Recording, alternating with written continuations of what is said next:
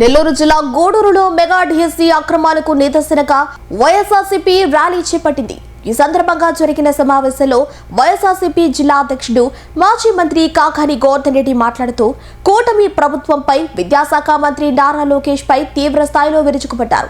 డిఎస్సిలో sports quota పేరుతో జీవోలను మారుస్తూ క్రీడా మైదానంలో అడుగు పెట్టని వారికి పేకాట, యోగాసనాలు వంటి వింత క్రీడల పేర్లతో అనర్హులకు టీచర్ ఉద్యోగాలు కట్టబెడుతున్నారని ఆరోపించారు. పోటీ పరీక్షలు కూడా లేకుండా నేరుగా ఉద్యోగాలు ఇవ్వటం నిరుద్యోగుల జీవితాలతో ఆడుకోవటమేనని మండిపడ్డారు.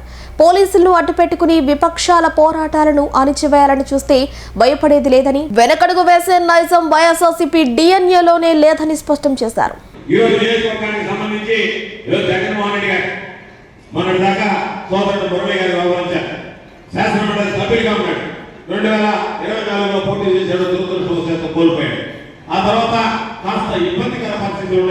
కాబట్టి కొద్ది రోజుల పాటు ఆయన కార్యక్రమాలు చేయడానికి కూడా కొంచెం ఇబ్బంది పడుతున్నాడు. దానికి ప్రత్యామ్నాయంగా ఒక వ్యక్తిని అన్వేషించాలన్నప్పుడు అందరితో చెప్పాము. దాని ప్రకారం మాట్లాడి గొడవ అయితే బాగుంటుంది అని చెప్పి పార్టీ అధిష్టానం ఒక నిర్ణయం తీసుకుని ఈ రోజు గొడవ సమాజకర్తగా నియమించి జగన్మోహన్ రెడ్డి గారు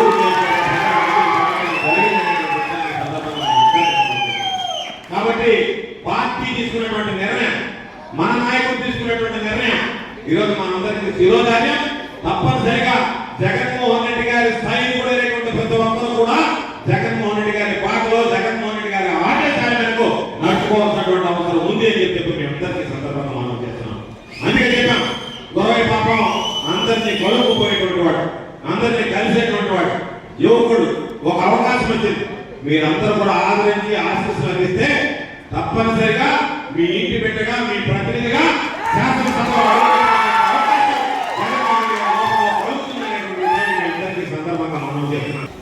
లోకేష్ ఏదైతే ఉన్నాడో ఆయన విద్యాశాఖ మంత్రిగా ఉన్నటువంటి నేపథ్యంలో, అయ్యా నువ్వు విద్యాశాఖ మంత్రిగా ఈ రాష్ట్రానికి పనికిరావు, నీ హయాంలో నిరుద్యోగులకి అన్యాయం జరిగింది, అనేక రకాలైనటువంటి అవకతవకలు జరుగుతున్నాయి, కాబట్టి తక్షణమే నువ్వు రాజీనామా చేయాలి, డిఎస్సి అవకతవకల మీద సిబిఐ విచారణ జరపాలి అని గత కొద్ది రోజులుగా మనం అనేక రకాలైనటువంటి కార్యక్రమాలు చేశాం.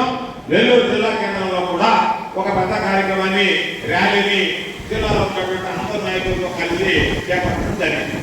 రాష్ట్ర వ్యాప్తంగా కూడా డిఎస్సిలో లక్షలాది మంది పాపం ఈరోజు ఆశపడి పరీక్ష కూర్చుంటే అనేక రకాలుగా వాళ్ళని ఇబ్బంది పెట్టి వాళ్ళు ఎవరు కూడా ఈరోజు పాపం ప్రతిభకి చదువుకున్నటువంటి వాడికి ఈరోజు అవకాశం కోల్పోయాడు. కాబట్టి అయ్యా మాకు అవకాశం కల్పించండి, మరలా మీరు చేసినటువంటి తప్పును తప్పించుకోండి అని చెప్తే వాళ్ళు ఎదురుదాడి చేయడం, మాట్లాడితే విమర్శించడం, అదేమన్నా అంటే మీరు ఏదో విధంగా డైవర్షన్ పాలిటిక్స్ పోవడం.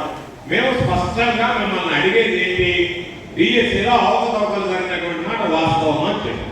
దానికి ఏం చెప్పాడు, జగన్మోహన్ రెడ్డి గారిని బహిరంగ చర్చకు మేము సిద్ధంగా ఉన్నాము అని చెప్పి లోకేష్ సవాల్ ఇస్తాడు. మేము ఏం చెప్పాము, అయ్యా నీ స్థాయికి ఒకవేళ నువ్వు ఆయన ఎన్టీ రామారావు గారి మానవుడో లేకపోతే చంద్రబాబు నాయుడు కొడుకు అయి ఉండొచ్చు, కానీ నీ స్థాయికి, నీ స్తోమతకి, నీతో డిబేట్ చేయడానికి జగన్మోహన్ రెడ్డి గారు అవసరం లే, ఇష్టమున్నా లేకపోయినా మా చంద్రశేఖర్ రెడ్డి నీకు ఎక్కువ, కాబట్టి మేము చెప్తే మేము ఏదో ఒక విధంగా చంద్రశేఖర్ రెడ్డి గారు మీరేదన్నా పోయే లోకేష్తో మాట్లాడేదన్నా కూడా ఒప్పించి పంపిస్తామని చెప్పి తిరిగి సవాలు మీడియాలో మాట్లాడాం. మీడియాలో అనేక రకాలైన ప్రశ్నలు అడుగుతున్నాం, వాటికి సమాధానం చెప్పంటే ఆ జగన్మోహన్ రెడ్డి గారు నమ్ముకోకూడదు, నీ మొహానికి అంత పెద్ద క్యాండిడేట్ అవసరం లేదు కదా, నీ స్థాయికి చంద్రశేఖర్ చాలా ఎక్కువ అని చెప్పి మేము భావిస్తుంటే ఆయన అడిగినటువంటి ప్రశ్నలకు సమాధానం చెప్పకుండా అలా ఆయన రమ్మనండి, ఈయన రమ్మనండి అదే చెప్పండి.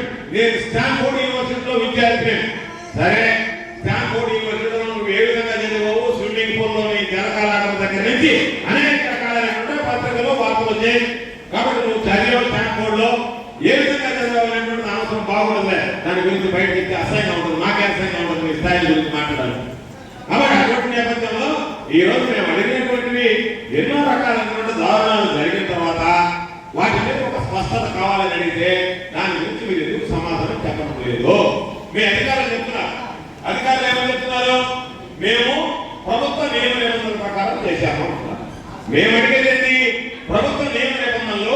డిఎస్సికి వచ్చేటప్పటికి ఎందుకు మీరు మార్చాల్సి వచ్చింది అని అడిగితే దానికి సంబంధం చెప్పేటువంటి మనిషి లేడు. ఒక జీవో తెచ్చారు. ఆ జీవో 2012లో పాత జీవో ఒకటి ఉంది. స్పోర్ట్స్ కోటాలో 2% మందికి ఉద్యోగాలు ఇవ్వాలి. మొత్తం ఉన్నటువంటి ఎంతమంది అయితే పోస్టులు మనం నోటిఫై చేస్తామో ఆ నోటిఫికేషన్ లో 2% స్పోర్ట్స్ కోటాకి ఇవ్వాలి అనేటువంటి జీవో ఉంది. అది చంద్రబాబు నాయుడు వచ్చిన తర్వాత దాన్ని ఏం చేశాడు అంటే ఆ రోజు ఉన్నటువంటి 29 క్రీడలు దాంట్లో ఉంటే నువ్వు జీవోఎంఎస్ నంబర్ 4 విడుదల చేసి దాంట్లో ఆ ఉన్నటువంటి 29ని 65కి పెంచిన మాట వాస్తవమా కాదా, దానికి సమాధానం చెప్పాల్సినటువంటి అవసరం ఏమొచ్చింది అని చెప్పి ఈ రెండు అడిగారు. దాంట్లో 36 మంత్రాలు ఏం చేశాడు, 29 నుంచి 60 సంవత్సరంలో రకరకాలైనటువంటి పోటీలు పెట్టాడు. ఒకటి యోగాసనం, అంటే నేను కూర్చొని కాలు నేను యోగాసనం వేసాను అంటే ఎవరికి తెలిసి లోపల చేసేటమలే. ఇంకొకటి బ్రిడ్జ్ గేమ్, అదేంటి పేక మొక్కలతో ఆడేది. మన పేక అంటే దగ్గర కొత్త నిర్వచనం చెప్పాడు. బ్రిడ్జికి పేక అంటే తేడా తెలుస్తాను మీకు. పేక మొక్కలతో ఆడేటువంటి ఏ ఆడినా పేక ఆడడం రైల్వే కానీ ఇంకొకటి కానీ. కాబట్టి పేక మొక్కలతో ఆడేటువంటి బ్రిడ్జి గేమ్ చేస్తుంది. ఆ పక్క 10 మంది ఈ పక్క 10 మంది లోపం పోతుంటే కట్టపాలన దాని తీసుకొని చేస్తుంది. దాదాపుగా ఉన్నటువంటి లేనటువంటి అన్ని చేసి అసోసియేషన్లు బోగస్ అసోసియేషన్లు పెట్టి క్రీడా మైదానంలోకి అడుగు పెట్టినటువంటి వాడు కూడా ఈరోజు స్పోర్ట్స్ కోటాలో ఉద్యోగం సంపాదించేసినటువంటి పరిస్థితి ఏర్పడింది.